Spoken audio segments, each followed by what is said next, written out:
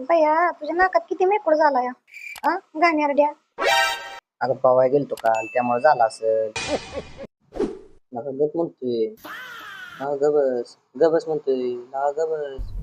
गबस केला काय तोंड्या आधीच माझं डोकं हल्लंय तू अजून काय गरम करून गप गप म्हणतोय तर तो गबस तर आता लागा गबस की काळ्या